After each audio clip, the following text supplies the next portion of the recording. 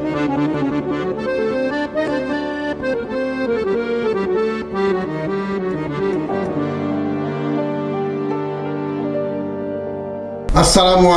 warahmatullahi wabarakatuh. Ketemu lagi kita dengan Tok Wan Channel. Cincin tuan-tuan dan puan-puan sekalian, alhamdulillah sekarang kita ketemu lagi dan Tok Wan kembali tampil ya setelah selesai pelaksanaan pemilu kada yang sangat melelahkan dan terjadinya ya bermacam-macam isu dan kontradiksi ya, apalagi para paslon dan terutama sekali ini buzzer-buzzer yang bermain dan juga tim sukses yang cukup mengasyikkan setiap hari kita dengar dalam kampanye pemilu kada kemarin, khususnya tentu di Riau ya. Tapi alhamdulillah kondisi sudah aman sekarang ini, tak ada apa-apa ya, sudah terpilih. Pemimpin kita di Riau ini jadi gubernur, wakil gubernur sudah terpilih ya. Kita tak perlu mengungkit-ungkit lah, itu merupakan tantangan kita ke depan sebagai era demokrasi katanya. Negara Indonesia negara demokrasi. Mari kita kaji nanti demokrasi kemana yang akan kita arahkan dalam sistem pemilu kada atau pemilihan umum kita di negara kita yang dicintai ini. Dan begitu juga menyangkut pemilihan bupati dan sebagainya, wali kota sudah selesai sekali, alhamdulillah. Mari kita tatap masa depan kita, pemimpin kita yang akan datang untuk memimpin negeri kita yang tercinta ini. Baik, saya undang Pak Tito. Assalamualaikum. Waalaikumsalam. Pak Kaboto. Alhamdulillah sehat. Bagaimana Pak Tito? Sehat. Cukup asik Pak Tito kemarin dia. Iya. Mengadakan survei segala ini ya. Tapi survei pun berantakan juga kadang-kadang ya. Macam-macam lah. Macam-macam ya. Namanya survei persepsi. Wajarlah Pak Tito, begitulah kondisi. Kita bersyukur ya tak ada masalah dan sebagaimana saya kata tadi ya. Iya. Nah sekarang kita sekarang ini satu kejutan. Nah ini luar biasa. Ini dampak juga terhadap pemilu kada kemarin atau pemilu lah. Dampaknya itu rupanya ada kejutan dengan adanya diawali pada acara Mukernas Golkar saya atau Mukerja. Mukernas ya, Musyawarah Kerja Nasional Golkar. Luar biasa ya, ketua umumnya Pak Bahlil memberikan suatu pidato yang sangat menggigit ya. Beliau mengatakan perlu ditinjau ulang balik terhadap pemilu kada dan ke depan bagaimana kita pemilihan anggota pemilihan gubernur, wakil gubernur berarti cukup saja di DPRD provinsi maupun kabupaten. Iya. Ini sangat mengejutkan juga ya. Artinya asik juga ini perlu kita kaji ini. Statement dan komentar pidato daripada Ketua Umum Golkar ini ditekankan lagi, ini pula mendapat sambutan luar biasa dari Presiden kita Pak Prabowo. Ini juga, ini sama-sama Ketua Umum Partai ya, Pak Bahlil sebagai Ketua Umum Golkar, Pak Prabowo sebagai Ketua Umum Gerindra. Ini luar biasa. Mereka inilah yang merisaukan kondisi pemilu kada yang memerlukan dana yang begitu besar, malah bertriliun habis duitnya ini. Apa kita orang kaya di Indonesia ini kan? Ini suatu pandangan sangat kontradiksi dengan kenyataan dalam partai politik kita pada hari ini, yaitu yang sangat pragmatis tadi itu. Nah oleh karena itu hari ini kita bahas ini, kita minta pandangan dari Pak Tito ya, dari segi pandangan politik. Apa dampaknya nanti terhadap usul ataupun pendapat wacana daripada dua tokoh partai, satu presiden kita, satu ketua umum Golkar.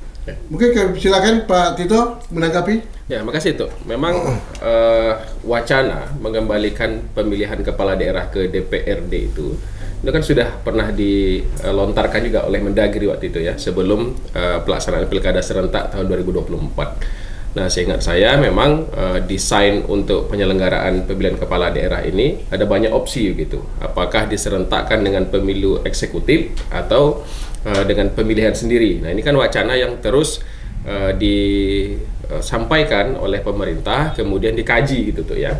Nah, sepengetahuan saya sejak pertama kali pilkada langsung ini dilakukan tahun 2005 sampai hari ini, memang wacana untuk mengembalikan pemilihan kepala daerah ke DPRD itu terus saja dilakukan atau dilontarkan oleh para ketua umum partai politik maupun pemerintah.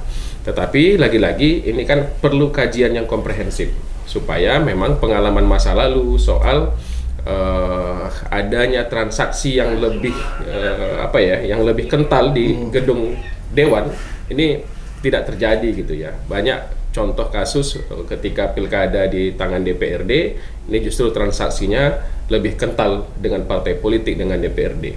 Nah, memang tuh ketika kita lakukan telaah terhadap wacana itu ada 3 pertanyaan yang dimunculkan. Yang pertama, kenapa wacana itu muncul atau dimunculkan di tengah situasi yang lagi krusial?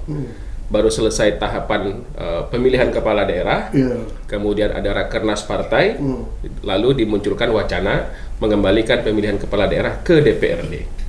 Yang kedua, pertanyaan mendasarnya, kepentingan siapa atau kepentingan apa yang memunculkan wacana itu? Yang ketiga, bagaimana wacana itu dilakukan? Nah, memang kalau kita mengikuti perkembangan situasi politik belakangan, kalau misalnya wacana itu terus dipanaskan, bisa saja dengan dominasi koalisi Indonesia Maju Plus itu wacana untuk mengembalikan pemilihan kepala daerah ke DPRD itu akan gol, karena tidak ada saingan dari partai-partai oposisi di parlemen, maka revisi undang-undang pemilihan kepala daerah akan lempeng-lempeng aja, lancar-lancar saja. Nah, begitu. Nah, saya tanya juga nih, mengapa setelah pemilu kada tahun 2024 ini, setelah ini ya? Iya. Tadi Pak Tito mengatakan sebetulnya wacana sudah lama ini. Udah lama. Sudah lama ya? Iya. Tapi mengapa ini waktu pembahasan sebelum pemilu kada 2024 itu, sebelum itu kan KPU kan sudah merencanakan, ataupun DPR kan tentu punya kewenangan untuk meninjau ulang, membuat suatu undang-undang pilkada yang baru kan. Nah, tapi kok ini tak dimunculkan itu? Ya itu plus minus tuh. Jadi kalau beranjak dari akar demokrasi yang dari rakyat, oleh rakyat untuk rakyat, itu kan sebenarnya dalam konstitusi tidak diatur secara spesifik apakah pemilihan kepala daerah lewat DPRD atau langsung oleh rakyat di Undang-Undang Dasar 45 kan pasal 18. Nah, tapi kalau kita ingin mengembalikan girohnya pemilihan, ya tentu dengan dinamika politik yang ada saat ini, kemudian situasi di partai politik. Ini pertanyaan pertamanya itu tadi yang harus kita jawab. Ya kan? Kenapa wacana pengembalian pemilihan kepala daerah ke DPRD itu muncul atau dimunculkan dalam situasi yang krusial gitu ya? Apakah sudah ada kajian bahwa pemilihan kepala daerah itu berbiaya mahal itu sebagaimana diwacanakan oleh atau dilontarkan oleh presiden dan ketua umum partai itu benar-benar terjadi? Mahalnya di mana? Di penyelenggaraan atau di kontestan, di peserta. Gitu ya. Nah, memang kalau dikaji ya gitu tuh. Banyak aspek, tapi saya sepakat dengan pernyataan Tuk Wan tadi bahwa yang bikin mahal itu memang mahar partai politik. Kalau partai politik berkomitmen untuk tidak menggunakan mahar untuk jembatan atau untuk perahu seseorang kandidat maju sebagai calon kepala daerah, mungkin situasinya kan berbeda. Tapi kan problemnya kita tahu bahwa untuk mendapatkan rekomendasi dari partai politik itu biayanya sangat tinggi. Mulai dari 300 juta rupiah per kursi, infonya ya. Berseliweran lah, ada bahkan sampai 1 miliar per kursi di DPRD kabupaten atau provinsi. Nah, tentu yang harus dievaluasi pertama itu komitmen partai politik. Gitu ya, bukan regulasinya, komitmen partai politik untuk menghadirkan pilkada yang berbiaya murah atau pilkada yang riang gembira gitu ya, dengan tidak adanya money politik. Nah, dengan kondisi demikian, maka yang perlu kita evaluasi, mengapa partai politik sampai menekan kepada kandidat itu untuk mengeluarkan angka atau mahar yang sangat besar untuk mendapatkan rekomendasi partai politik. Nah, tentu kita bertanya kepada DPP partai politik yang menerbitkan Undang-Undang 10 2016, revisi dari Undang-Undang 1 2015 kan gitu tuh ya. Nah, salah satu poinnya adalah bahwa syarat pencalonan itu kan para peserta itu mendapatkan rekomendasi atau surat keputusan dari DPP partai. Artinya kan lagi-lagi persoalan otonomi ini kan tidak selaras nih antara prinsip otonomi daerah dengan prinsip otonomi partai. Partai, ya. Partai tidak ada otonominya tuh. Ya, jadi artinya gini untuk saya. Jadi bukan saja otonomi dalam segi pemerintahan, juga termasuk otonomi dalam segi Partai politik. partai politik. Betul. Semua itu ditentukan oleh pusat. Betul. Karena begitu dalam ketentuan undang-undang. Iya. Dan Nah, begitu juga dalam undang dasar partai masing-masing. Iya. Jadi ini permainan ini luar biasa. Inilah kontradiksi-kontradiksi yang Datuk sampaikan tadi, bahwa di partai politik justru nuansanya sentralisasi. Iya. Di daerah kita dituntut untuk desentralisasi. Ini agak aneh memang, nggak nyambung itu tuh ya. Di partai politik semuanya sentralisasi.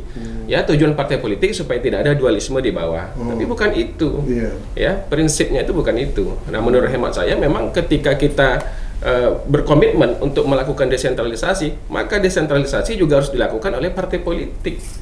Ya, partai politik saat ini kan semena-menanya tuh. Kita sebutlah misalnya untuk menentukan ketua DPR di daerah yang partainya menang, itu kan semuanya keputusan DPP. Iya. Sementara di bawah tidak punya Iya, kewenangan apa-apa soal itu, termasuk misalnya untuk merekomendasikan bakal calon kepala daerah yang didukung oleh partai politik. Semuanya mendapatkan rekomendasi dari DPP. Semuanya sentralistis tuh. Semuanya itu bukan saja gubernur, termasuk bupati Wali ya. kota, betul.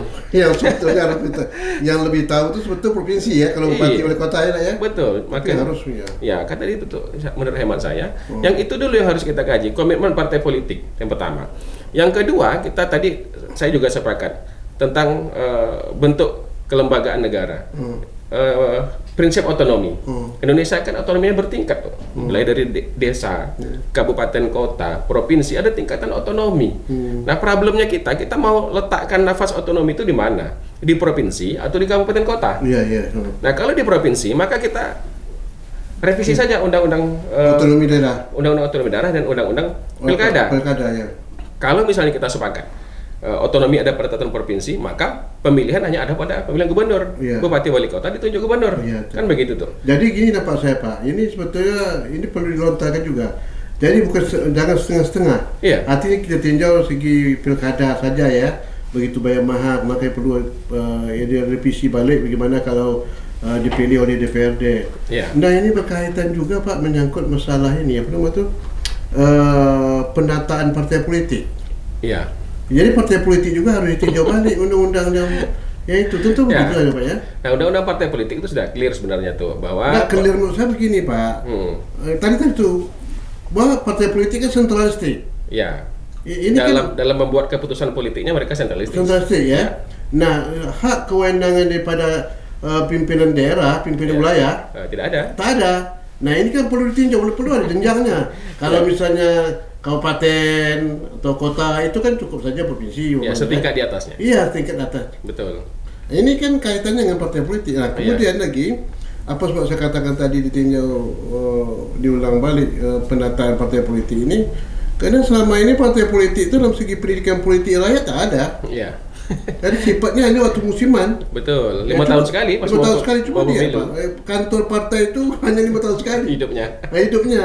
Nah ini sejauh mana pendidikan Iya. politik partai itu? Nah, makanya tadi kita bedah yang 3 pertanyaan besar tadi itu ketika wacana pilkada dikembalikan ke DPR. Yang pertama, mengapa wacana itu dimunculkan di tengah isu krusial sekarang, situasi bahwa tahapan pemilihan memang sudah selesai, sudah ada pleno rekapitulasi suara dari KPU, tetapi kan banyak paslon menggugat ke MK. Nanti kan masih ada tahapan di MK untuk PHP ya, perselisihan hasil pemilihan.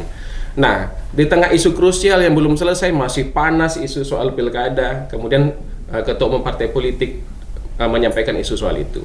Nah, mengapa dimunculkan isu itu? Kenapa dikatakan pilkada itu sebagai demokrasi yang berbiaya tinggi, berbiaya mahal? Tadi saya sepakat bahwa memang ulah partai politik sendiri, bahwa mereka yang mendesain ya, dalam tanda kutip, mendesain untuk mahar bagi sebuah rekomendasi partai politik.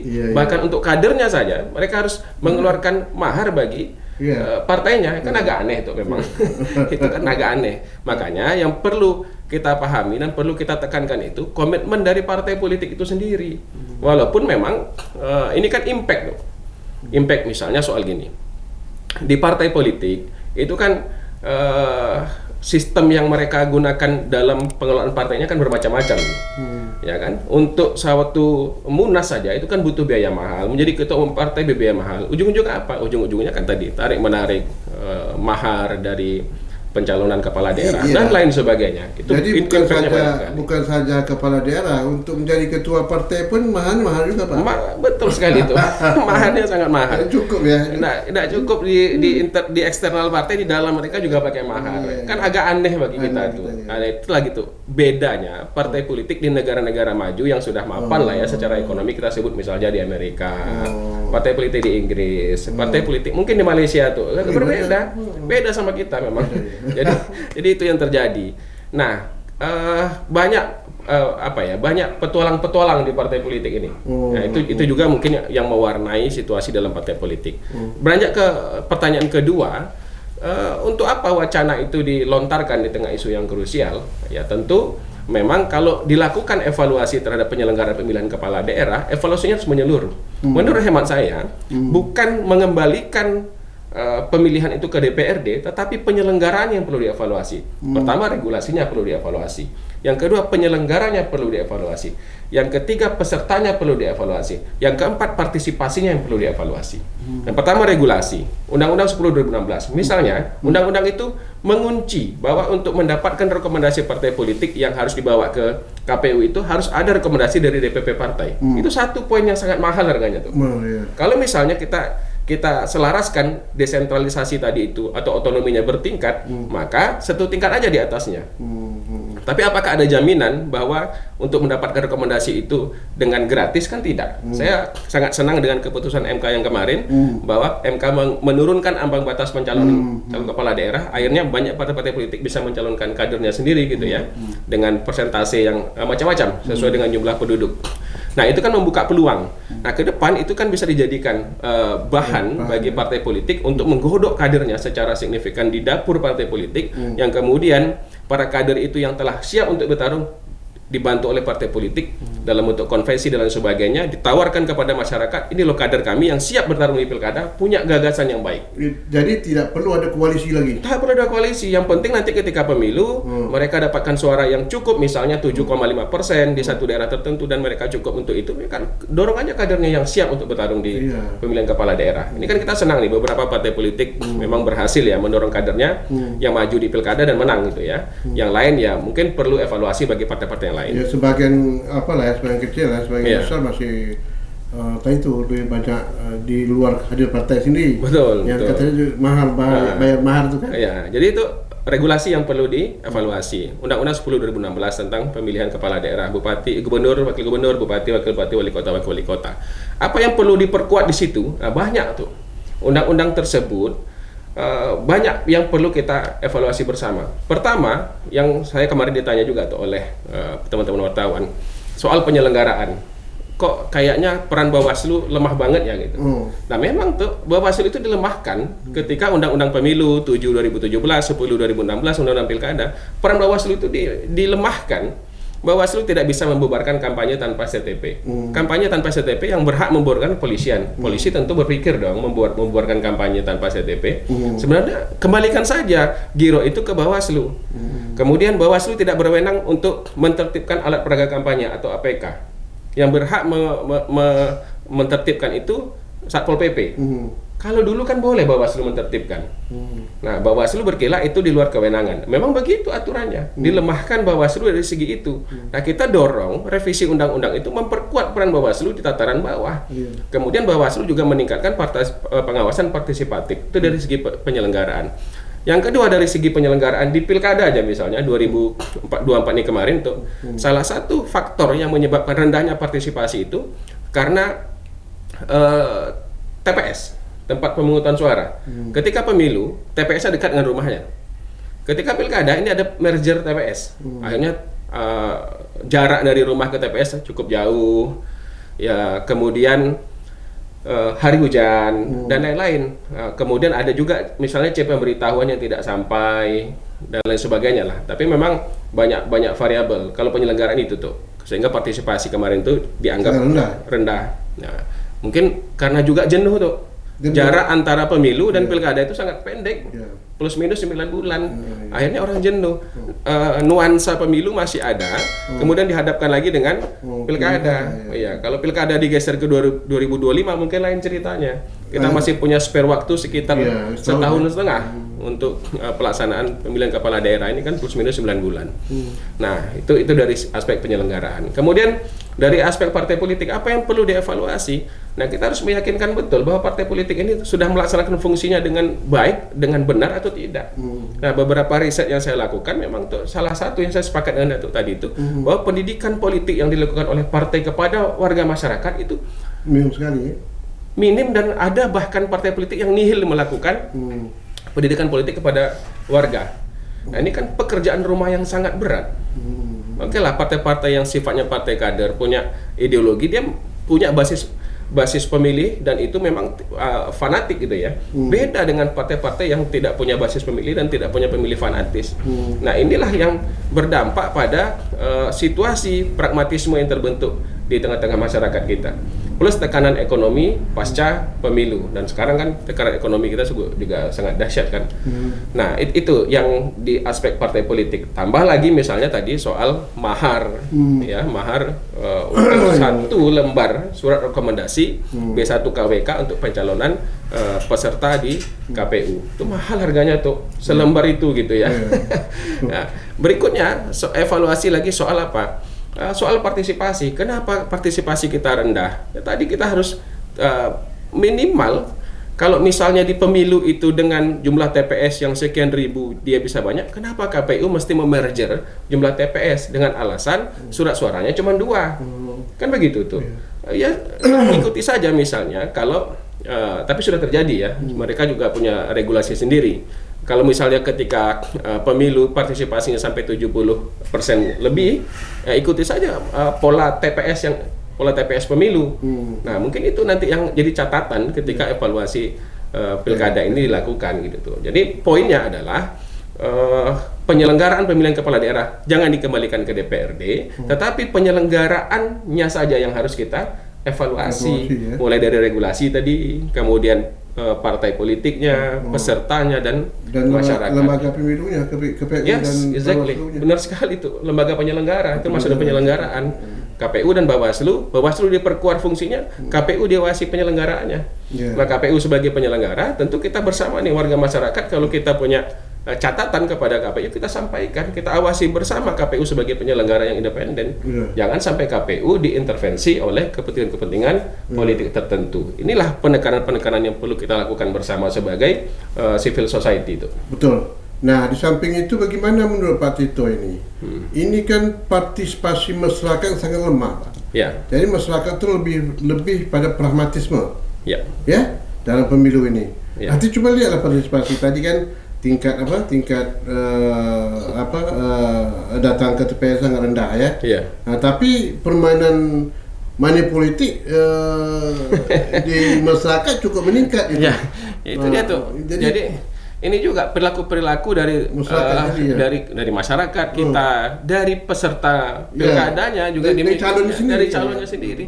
Dan inilah memang yang menjadi pekerjaan rumah kita bersama. Ya kan? Kenapa kita sangat kilap kita dengan money politik. Saya sebagai contoh tuh, memang agak sedih juga kalau kita menjudge masyarakat kita itu sebagai pemilih yang pragmatis. Memang nggak semua, tapi mayoritas gitu tuh ya. Ya kita lihatlah beberapa calon kepala daerah yang dapatkan suara yang dominan gitu ya. Di surveinya biasa-biasa aja gitu ya. Tetapi ketika sudah hari pencoblosan, suaranya meledak, itu agak aneh. Kecuali dia kejar-kejaran di surveinya, ya secara ilmiah kita bisa kaji itu sebenarnya tuh. Tapi ketika di hari pencoblosan treatmentnya berbeda lagi, ya dia menang gitu kan, itu agak lain memang. Dan ini saya sepakat untuk lakukan evaluasi soal itu. Nah, berikutnya memang tuh ketika partisipasi rendah, apakah memang pure itu karena persoalan money politik? Saya pikir boleh iya boleh tidak tuh.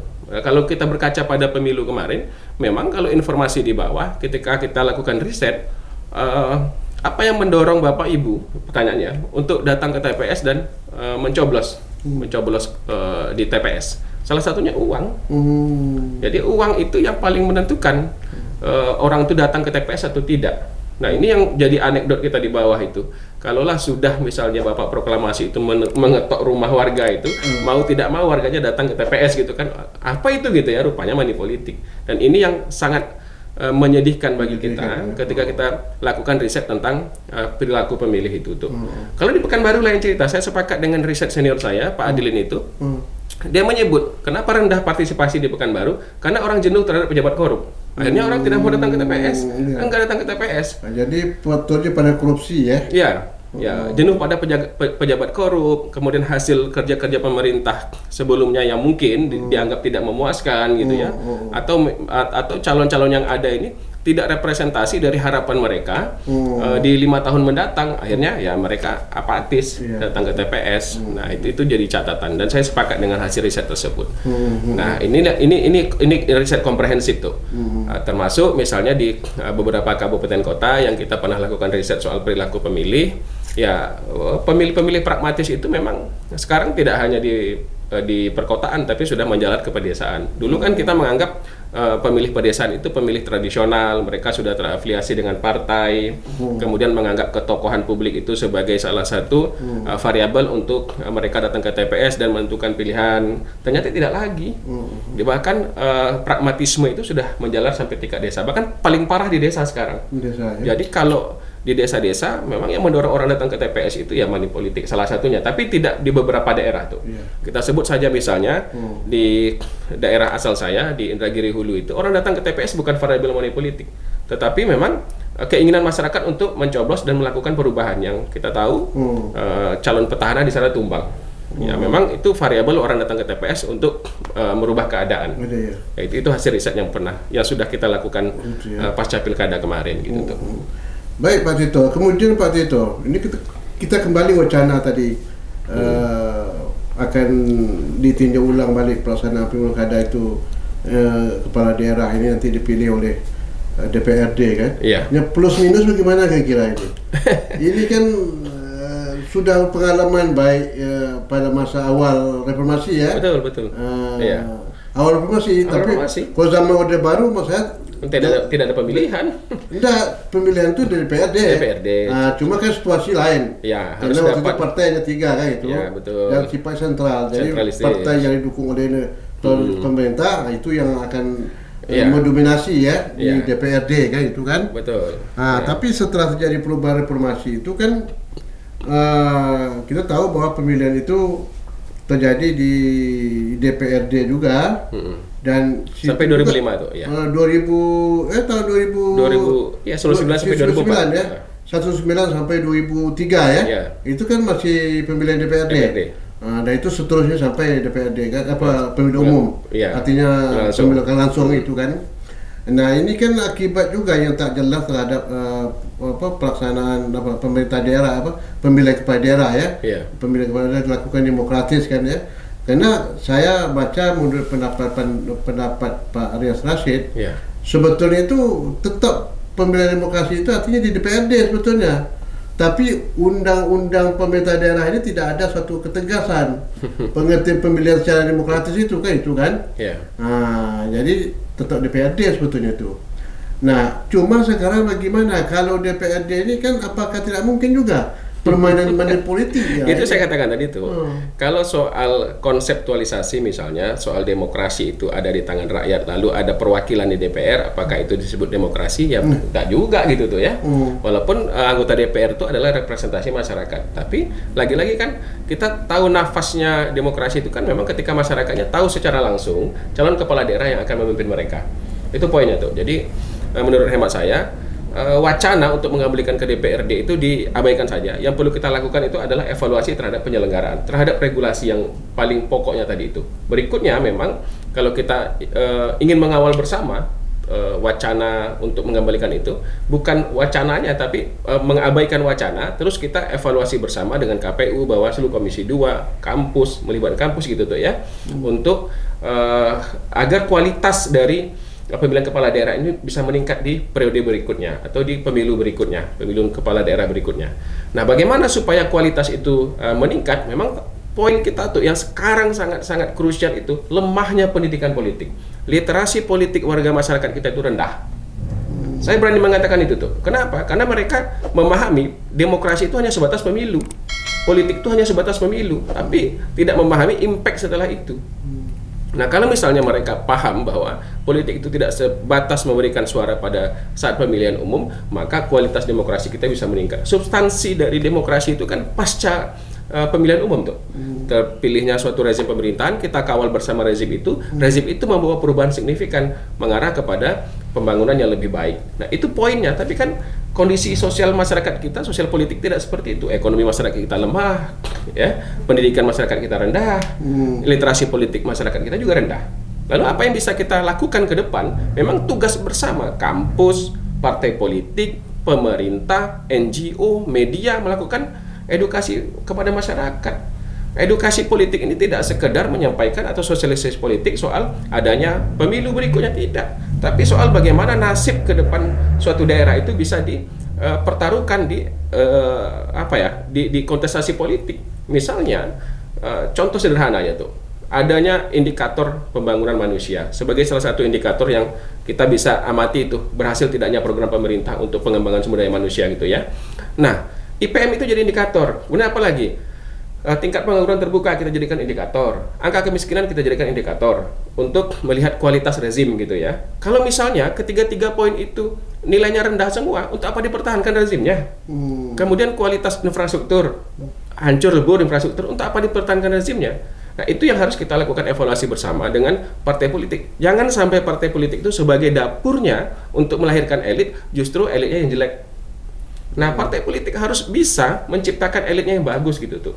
Nah, ini bedanya partai politik di negara yang sedang berkembang dalam tanda kutip kita sekarang dengan negara-negara maju. Mereka sudah siap secara edukasi, sudah siap, ekonomi sudah siap. Jadi yang didorong ke masyarakat untuk dipilih itu memang orang-orang yang punya kecakapan dan kemampuan untuk memimpin mengelola pemerintahan. Nah, kalau sekarang kita apa gitu ya? Contoh beberapa daerah yang hari ini ada demo soal tidak dibayar honorer, TPP tak dibayar, kondisi kondisi keluhan masyarakat soal infrastruktur yang amburadul, tingkat pengangguran terbuka yang sangat tinggi. Ini kan impact dari kesalahan kita dalam memilih atau menyediakan pilihan kepada masyarakat soal pemimpin. Kita miskin figur yang bisa kita dorong. Nah, itu problemnya gitu loh.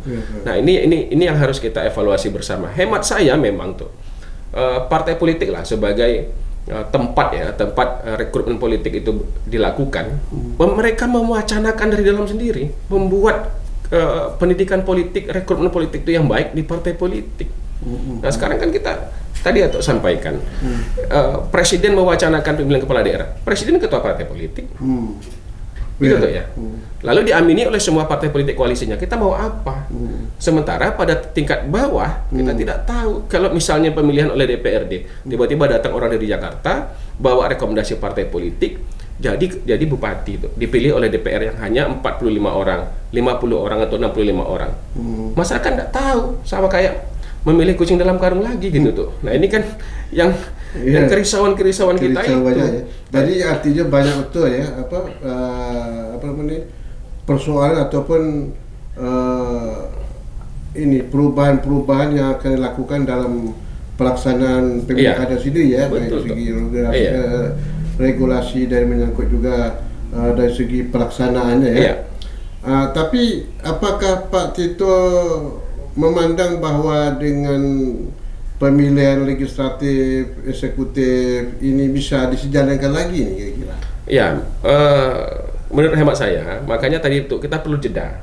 Pemilu misalnya kita lakukan di 2029, pemilihan kepala daerahnya 2030. Jadi kita masih ada jeda plus minus setahun atau setahun setengah untuk pelaksanaan kontestasi politik pemilihan kepala daerah. Nah, pemilu apa poinnya? Ya mungkin banyak hal lah, terutama soal partai politik menggodok kader-kadernya yang punya kompetensi yang baik untuk diajukan ke masyarakat dalam pemilu. Demikian juga dengan pilkada gitu tuh ya. Nanti memang peran partai politik yang harus diperkuat, bukan wacana mengembalikan pemilihannya ke DPR, tapi peran partai politik yang perlu diperkuat. Nah, plus minus memang kalau partai politik tidak mampu melakukan atau sebagai dapur ya, kalau saya tuh menganggap partai politik itu sebenarnya dapur tuh. Dapurnya mereka untuk meramu, kemudian menyajikan sehingga nanti ketika dihadirkan ke depan itu makanannya lezat gitu tuh. Matang gitu tuh. Jadi kita itu menyantapnya enak gitu ya, melihatnya aja sudah enak gitu. Kualitasnya bagus gitu. Nah, inilah tugas berat dari partai politik. Nah, kita tahu memang hari ini situasi di partai politik sendiri kan juga macam-macam dinamikanya tuh, ya kan? Ada yang ketua partai politik tiba-tiba mengundurkan diri gitu kan, kemudian di kongres partai politik yang didukung itu atau yang menang itu nanti titipan istana dan lain-lain, itu kan memang dinamika politik di partai. Tapi poinnya adalah partai politik kita perlu diperkuat untuk melakukan pendidikan politik secara kontinu kepada warga masyarakat. Itu poinnya tuh. Partai politik mendesain pola pendidikan politik yang kontinu, walaupun memang kalau dari kajian kami itu tuh, untuk melakukan pendidikan politik itu biayanya juga tinggi. Misalnya menghadirkan masyarakat untuk di satu forum gitu ya, forum-forum pendidikan politik itu biayanya cukup tinggi. Ya kan, satu forum itu belum tentu masyarakat mau datang secara sukarela tuh. Ini juga pekerjaan rumah. Kami mau lakukan kegiatan pengabdian kepada masyarakat soal partisipasi pada pilkada. Masyarakat, ada nggak uang minyaknya, kata masyarakat kita. Aduh, ini kita dosen mau melakukan edukasi politik tapi ditanya ada nggak uang minyaknya oleh masyarakat desa itu gitu. Kan kita jadi miris gitu tuh. Ini kan kegiatan dialog yang mau kita lakukan, memberikan pencerahan terhadap situasi politik, pemerintahan, situasi demokrasi begitu kepada masyarakat. Tapi yang ditanya kepada kami para dosen ini, ada nggak uang minyaknya, kata masyarakat. Oke lah, kalau mungkin kita tidak bisa menyediakan uang minyak, paling tidak konsumsi pada saat kegiatan pendidikan politik bisa kita siapkan, kan begitu tuh. Jadi nampak saya memang terpulang pada kesadaran masyarakat, nampak saya. Iya, itu salah satunya. Jadi kesadaran masyarakat itu terhadap hak dan kewajibannya tidak ada ya, tidak merasa itu ya. Apa hak dia, apa kewajiban sebagai warga negara. Nah, ini juga menyangkut masalah pendidikan apa juga nih, berkaitan juga apa namanya, pembinaan kebangsaan juga, Pak. Iya, betul tuh, saya sepakat tuh. Memang situasi di masyarakat kita itu dengan minimnya informasi soal partai politik, soal demokrasi itu kan mereka tidak bisa berimajinasi soal politik yang baik itu seperti apa gitu. Ya, sementara yang mereka butuhkan itu misalnya infrastruktur jalan yang baik, ekonomi yang meningkat, kan begitu tuh, lapangan pekerjaan yang banyak, dan itu yang tidak disediakan oleh rezim pada hari ini. Justru kita kan dihadapkan pada isu-isu yang remeh-temeh, kemudian jadi viral, itu terus gitu ya, sementara edukasi terhadap masyarakatnya tidak ada. Nah, bagi kami peneliti itu ya, bagi kami peneliti penstudi sosial politik, memang kalaulah kita mau bergandengan tangan melakukan edukasi politik secara kontinu di tengah masyarakat kita, di Riau aja misalnya tuh, kita bergandengan tangan dengan partai politik, dengan pemerintah, stakeholder lainnya, NGO, media, saya yakin 5-10 tahun ke depan edukasi atau literasi politik masyarakat kita itu makin baik. Perannya peluang tinggi ya. Iya, sangat vital tuh peran kampus. Peluang tinggi tidak hanya sebagai bendera gading saja. Para dosen itu turunlah ke masyarakat itu aja. Jadi ya kan? memang problemnya cukup apa nih? Cukup complicated ya. Cukup complicated.